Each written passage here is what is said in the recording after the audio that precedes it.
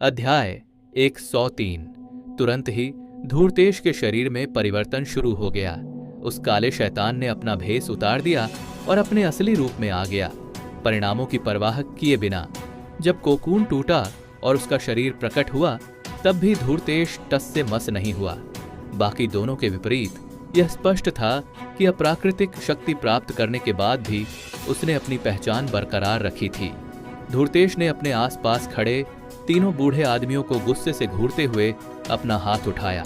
काली ऊर्जा की एक धारा एकत्रित हुई और किरण की तरह बाहर निकली। हरिदत्त का चेहरा पीला पड़ गया और वह बाल बाल बच गया। अगर वह उस हमले की चपेट में आ जाता तो निश्चित रूप से बुरी तरह घायल हो जाता। धूर्तेश की आभा लगातार बढ़ती जा रही थी। हालांकि यह स्पष्ट था कि उसका लेवल अभी भी 3rd क्लास के शिखर पर था, फिर भी उसकी आभा उससे कहीं अधिक थी। यह कुछ प्रारंभिक लेवल के 4th क्लास के प्राणियों के बराबर हो सकती थी। अनिरुद्ध का चेहरा गंभीर हो गया। धूर्तेश को बाकी दोनों की तुलना में कहीं अधिक शक्ति मिली थी। इतना ही नहीं, धूर्तेश अपनी इस नई शक्ति के साथ पूरी तरह से तालमेल बिठाने में सक्षम लग रहा था। उसकी आंखों के सामने धूर्तेश ने क्लाउड प्लेन के तीनों बूढ़ों पर हावी होना शुरू कर दिया। ठीक वैसे ही जैसे उन्होंने पहले उसके साथ किया था। उसने उन्हें एक कोने में धकेल दिया जहां वे मुश्किल से अपनी रक्षा कर पा रहे थे। उसके पंजे इतनी तेजी से चल रहे थे कि उनकी आंखें उनका पीछा नहीं कर पा रही थीं। ऊर्जा की काली किरणें उन्हें मिटाने के उद्देश्य से उनकी ओर बढ़ रही थीं और यहां तक कि धूर्तेश के चमगादड़ जैसे पंखों में भी रेजर जैसी नुकीली धारें थीं जो उन्हें कुचलने का प्रयास कर रही थीं। अनिरुद्ध के देखते ही देखते रोज और श्रेया उसके पास आ गई। उनके शरीर पर गहरा काला खून लगा हुआ था, लेकिन उनका दुश्मन कहीं नजर नहीं आ रहा था। अनिरुद्ध ने भौहें उठाकर पूछा कि क्या हुआ, लेकिन उसे कोई उचित जवाब नहीं मिला। दोनों ने बस उसे देखकर मुस्कुराया और फिर चल रही लड़ाई को देखने लगी। Heaven call sapping strike, winds under the sky, flame emperor's dominion. तीनों बूढ़े व्यक्तियों ने अपने दुश्मन से पीछे न रहने की चाह में ताबड़तोड़ हमले किए।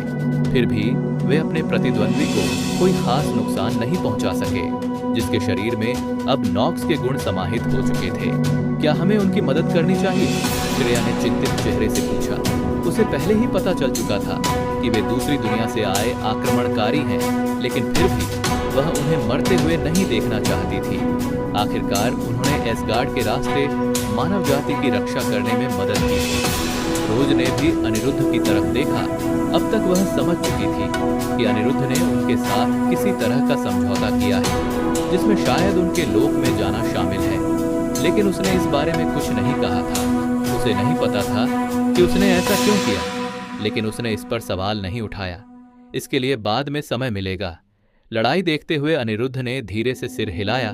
ठीक है, मैं बस यह सुनिश्चित करना चाहता था कि उस शैतान की ताकत हमारे लिए बहुत ज्यादा तो नहीं है। चलो उनकी मदद करते हैं। सबसे पहले श्रेया ने हमला किया, उसके बाद रोज और अनिरुद्ध ने। उन्होंने उस काले शैतान के चारों ओर एक छोटा सा घेरा बना लिया, जिससे उसे भागने का कोई रास्ता न मिले। झारा ने खुद को अंधेरे में छिपा लिया था। वह उसे जमाकर मौत के घाट उतारने के लिए सही मौके का इंतजार कर रही थी। लड़कियों, शायद यह कहने का सही समय नहीं है, लेकिन यह लड़का हमें युद्ध का अनुभव दिलाने में बहुत मददगार साबित होगा। अभी कुछ समय के लिए पूरी ताकत से हमला न करें। उनके दिमाग में एक संदेश आया, जिससे लड़कियां मुस्कुरा उठीं।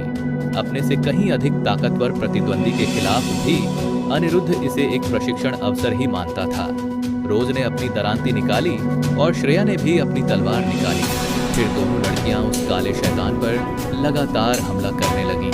सामने से श्रेया ने प्रकाश तत्व के शुद्धिकरण गुणों से युक्त निरंतर वार किए, जिससे उस काले शैतान की त्वचा जलने लगी। उसने अपनी असाधारण गति का उपयोग करते हुए आने वाले हमलों से भी खुद को बचाया। हालांकि वह काला शैतान बेहद तेज भी था।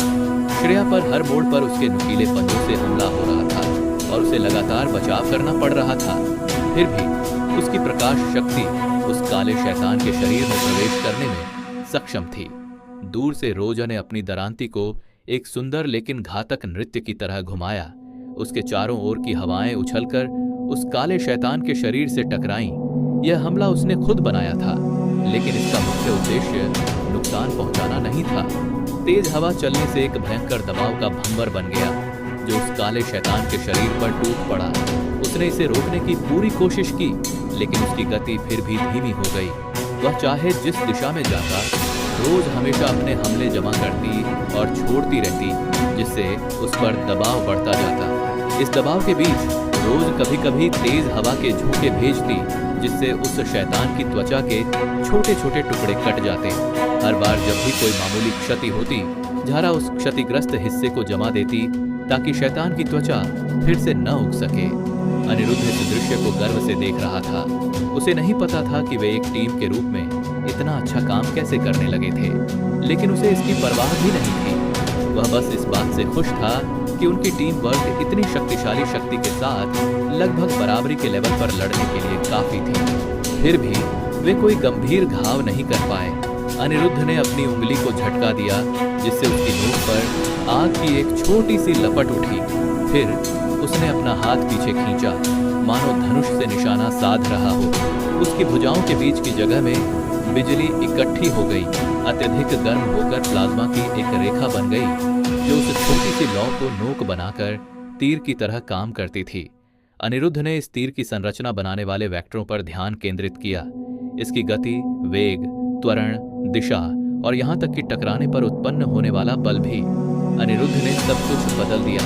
वेक्टर कंट्रोलर बनने के बाद से शायद यह पहली बार था जब उसने एक साथ कई कारकों को नियंत्रित करने में इतना प्रयास किया था। तीर को मनचाही दिशा मिलने के बाद अनिरुद्ध ने उसे छोड़ दिया। बिना कुछ कहे ही लड़कियां रास्ते से हट गईं और तीर सीधे उस काले शैतान की छाती में जा लगा। अगर उसकी जगह कोई इंसान होता तो वो तुरंत जलकर राख हो जाता, और अगर नहीं भी होता तो दिल में छेद होने से मर जाता। लेकिन धूर्तेश के मामले में ऐसा नहीं था। उसकी शारीरिक बनावट बिल्कुल अलग थी। फिर भी तीर ने अपना इच्छित प्रभाव दिखाया। धूर्तेश अपना हमला फिर से शुरू करने ही वाला था कि उसके शरीर के अंदरूनी हिस्से में गर्मी बढ़ने लगी। उसने खुद को जांचा तो पाया कि उसकी छाती के अंदर एक छोटी, लगभग अदृश्य लौ जल रही थी, जो हर पल बड़ी होती जा रही थी। उसका चेहरा गंभीर हो गया। उसने आग बुझाने की कोशिश की, लेकिन वह ऐसा करने में असमर्थ था। शायद अगर उसकी तात्विक शक्तियां आग पर काबू पाने में कारगर होती तो वह बच जाता, लेकिन ऐसा नहीं था। धूर्तेश इस बात को भलीभांति समझता था। अगर वह इस ज्वाला के फैलने से पहले उन्हें नहीं मार पाता तो उसकी मृत्यु व्यर्थ हो जाती। एक मशहूर कहावत है कि फंसा हुआ जानवर सबसे खतरनाक होता है, और धूर्तेश ने इसे सच साबित कर दिया। उसने जान से मारने के एकमात्र उद्देश्य से बाकी सब कुछ भुला दिया। बचाव की परवाह न करने के कारण उसका शरीर टुकड़े टुकड़े हो गया, लेकिन वह आगे बढ़ता रहा। उसका पहला निशाना क्लाउड प्लेन के 3 बूढ़े आदमी थे। वे कुछ दूरी पर अपनी ऊर्जा और चोटों से उबर रहे थे, लेकिन अचानक उन पर दर्जनों काली लेजर किरणों की बौछार हो गई। उनमें से एक बार सीधे रुद्राक्षित के कंधे में घुस गया और वह समय रहते उससे बच नहीं पाया। उसने दर्द से कराहते हुए अपनी शक्ति को घुमाकर घाव को भरने की कोशिश की, लेकिन उसे यह देखकर बहुत निराशा हुई कि वह ऐसा करने में असमर्थ था। घाव जलकर काला पड़ गया था, मानो वह जल गया हो, लेकिन जलने के घाव के लक्षण उसमें नहीं थे। इसके बजाय इसने उसकी त्वचा को अंधेरे की तरह नष्ट कर दिया। घाव लगातार बढ़ता जा रहा था, जिससे उसे इससे निपटने की शक्ति नहीं मिल रही थी। अंततः उसने इसे अनदेखा करने और लड़ाई जारी रखने का फैसला किया। क्लाउड प्लेन के 3 और अनिरुद्ध की तरफ के 4 लोगों के एक साथ काम करने से वे धूर्तेश से जल्दी निपट पाए, खासकर इसलिए कि वह पहले से ही अंदर से जल रहा था। यह काम मुश्किल नहीं था, लेकिन इसकी कीमत चुकानी पड़ी। लगभग सभी लोग चोट के निशानों से भरे हुए थे और बुरी तरह खून बह रहा था। उनकी त्वचा पर गहरे घाव थे, जिन्होंने उनकी प्रभावशाली छवि को धूमिल कर दिया था।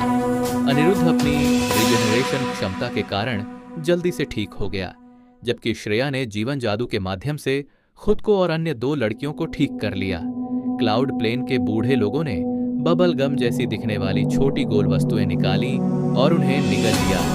इसके तुरंत बाद उनके घाव भरने लगे। समस्या सिर्फ रुद्राक्षित की थी। चाहे वह कुछ भी कर ले, उसके कंधे से शुरू हुई उस भयानक जंग को फैलने से रोकना उसके लिए नामुमकिन था।